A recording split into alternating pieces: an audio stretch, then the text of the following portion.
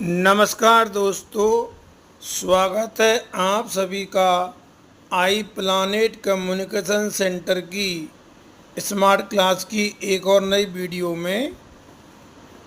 दोस्तों, आज मैं आपको इस वीडियो के माध्यम से अगस्त माह में होने वाली RSCIT एग्ज़ाम हेतु कुछ मोस्ट क्वेश्चंस और बताने जा रहा हूं। दोस्तों, ये वीडियो आप सभी के लिए बहुत ही खास है। यदि आप हमारे इस चैनल पर नए हैं तो आप हमारे इस चैनल को लाइक और सब्सक्राइब अवश्य करें और इस वीडियो को पूरा ज़रूर देखें। तो चलिए दोस्तों, वीडियो को शुरू करते हैं। तो दोस्तों, कल हमने वीडियो में 21 यानी 21 क्वेश्चन देखे। उससे आगे इस वीडियो में देखते हैं। क्वेश्चन नंबर है 22। निम्नलिखित में से कौन सा भारत में साइबर अपराध और ई कॉमर्स से संबंधित प्राथमिक कानून है?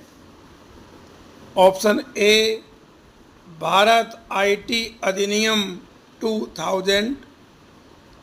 ऑप्शन बी में है भारत कंप्यूटर अधिनियम 2012। ऑप्शन सी भारत साइबर अपराध अधिनियम 1989 और डी में है भारत ई कॉमर्स अधिनियम 1991। तो देखिए दोस्तों, भारत में साइबर अपराध और जो ई कॉमर्स से संबंधित प्राथमिक कानून है वो है भारत IT अधिनियम 2000। तो ए ऑप्शन जो है इस क्वेश्चन का सही आंसर है। बहुत ही अच्छा क्वेश्चन है ये, कई बार RSCIT एग्जाम में आ चुका है। क्वेश्चन नंबर देखिए 23। मान लीजिए किसी डायरेक्टरी में सब डायरेक्टरी और कुछ फाइलें हैं। जब भी आप उस डायरेक्टरी को एक स्थान से दूसरे स्थान पर ले जाते हैं तो क्या होता है? ऑप्शन ए डायरेक्टरी के अंदर सभी फाइलें स्थानांतरित हो जाती हैं। ऑप्शन बी देखिए, उस डायरेक्टरी के अंदर की सभी फाइलें सब डायरेक्टरी स्थानांतरित हो जाती हैं। और सी है डायरेक्टरी स्थानांतरित हो जाती है लेकिन स्रोत फाइल जो है स्थानांतरित नहीं होती है। और ऑप्शन डी है विकल्प ए और विकल्प बी का संयोजन सही है। तो देखिए दोस्तों, जब हम किसी डायरेक्टरी जिसके अंदर जो है सब डायरेक्टरी और कुछ फाइलें हैं, जैसे कि माना आपने कोई फोल्डर बना रखा है और उस फोल्डर के अंदर फोल्डर भी हैं और फाइलें हैं, और यदि आप उस फोल्डर को एक स्थान से दूसरे स्थान पर ले जाते हैं तो आप जानते हैं कि उस फोल्डर के अंदर जितनी भी फाइलें हैं वो क्या हो जाएंगी? स्थानांतरित हो जाती हैं। और उसके अंदर जो सभी सब डायरेक्टरी हैं वो भी क्या हो जाएंगी? स्थानांतरित हो जाएंगी। इसलिए दोस्तों, इस क्वेश्चन का सही आंसर क्या होगा? डी होगा। विकल्प ए और विकल्प बी दोनों का संयोजन सही है। क्योंकि जो हम उस फोल्डर को ले जाएंगे तो फोल्डर के साथ में उसके अंदर जितने भी फोल्डर हैं और फाइलें हैं वो सभी ट्रांसफ़र हो जाएंगे। अब यहाँ को देखिए क्वेश्चन नंबर 24। दोस्तों, ये हमको मिलान करना है कि निम्नलिखित MS वर्ड विकल्प को उसके विवरण के साथ सम्मिलित कीजिए। ऑप्शन ए इंडेंट, बी है वाटरमार्क और सी है स्पेसिंग। तो यहाँ देखिए दोस्तों, सही उत्तर के लिए पी में लिखा हुआ है चयनित पैराग्राफ के नीचे रिक्त स्थान जोड़कर पैराग्राफ के बीच अंतर बदलें।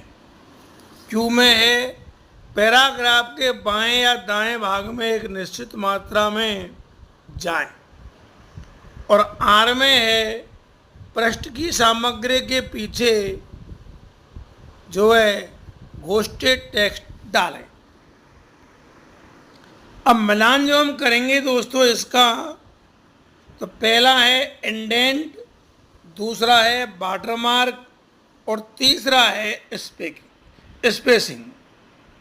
तो यहाँ दोस्तों मिलान में देखिए, जो हम मिलान करेंगे इन तीनों का, तो ए जो ऑप्शन है उसमें पहला है क्यू, सेकंड को पी से और थर्ड को आर से मिलाया है। बी में पहले को पी से, दूसरे को आर से और तीसरे को क्यू से मिलाया है। सी में पहले को आर से, दूसरे को क्यू से और तीसरे को पी से मिलाया है। और डी में जो है पहले को क्यू से और दूसरे को आर से और तीसरे को पी से मिलाया है। तो दोस्तों यही आंसर जो है सही है, क्योंकि आप देखिए इसका सही जो आंसर है डी है। देखिए पहला क्यू है, दूसरा आर है और तीसरा पी है, क्योंकि इंडेंट का मतलब होता है पैराग्राफ के बाएं या दाएं भाग में एक निश्चित मात्रा में जाए।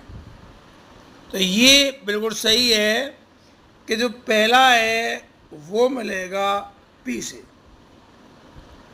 दूसरा देखिए वाटरमार्क, आपने देखा होगा वाटरमार्क में क्या होता है, पृष्ठ की सामग्री के पीछे जो है आप कोई भी टेक्स्ट डाल सकते हैं। तो इसका उत्तर आर बिल्कुल सही है। और सी जो है थर्ड ऑप्शन स्पेसिंग का है, तो उसका उत्तर आपने पी देखा है कि चयनित सामग्री के नीचे रिक्त स्थान जोड़कर पैराग्राफ के बीच अंतर बदलें। तो इसलिए आर क्यू पी इसका बिल्कुल सही आंसर है। Sorry, Q R P, D option इसका बिल्कुल सही है। अगला क्वेश्चन देखिए दोस्तों 25, सीपीयू निम्नलिखित दो छोटे घटकों से बना है। आपने देखा होगा जो सीपीयू होता है जिसको हम कहते हैं सेंट्रल प्रोसेसिंग यूनिट, केंद्रीय प्रक्रिया इकाई, इसे हम कंप्यूटर का मस्तिष्क भी कहते हैं, कंप्यूटर का दिमाग भी कहते हैं। तो इसके जो दो घटक हैं सीपीयू के, ऑप्शन ए ALU और CU, बी है रैम और रोम, सी है रैम और CU और डी है ALU और रैम। तो CPU के दो घटक हैं ALU और CU, ALU और CU। ALU arithmetic logic unit इसका अर्थ है। 26वां क्वेश्चन देखिए, एक एप्लीकेशन सॉफ्टवेयर है जो शिक्षकों को केवल व्याख्यान देने और ब्लैक बोर्ड पर लिखने की तुलना में अपने पाठ को अधिक गतिशील तरीके से प्रस्तुत करने की अनुमति देता है। MS word, MS Excel, MS PowerPoint और MS एक्सेस। तो दोस्तों यहाँ इस क्वेश्चन का जो सही आंसर होगा वो बी होगा MS एक्सेल, सॉरी सी होगा MS पावरपॉइंट, क्योंकि पावरपॉइंट के जरिए जो है हम किसी भी पाठ को जो है अधिक गतिशील तरीके से प्रस्तुत कर सकते हैं। प्रस्तुत करने का मतलब है प्रस्तुतिकरण, और पावर पॉइंट की जो फाइल होती है उसको हम प्रेजेंटेशन यानी कि प्रस्तुतिकरण भी कहते हैं। तो दोस्तों यहाँ इस क्वेश्चन का सही आंसर MS पावर पॉइंट है, और MS पावर पॉइंट या MS एक्सेल और MS वर्ड ये तीनों ही, और MS एक्सेस, ये सभी जो है चारों, ये एप्लीकेशन सॉफ्टवेयर की श्रेणी में आते हैं। 27वां क्वेश्चन देखिए,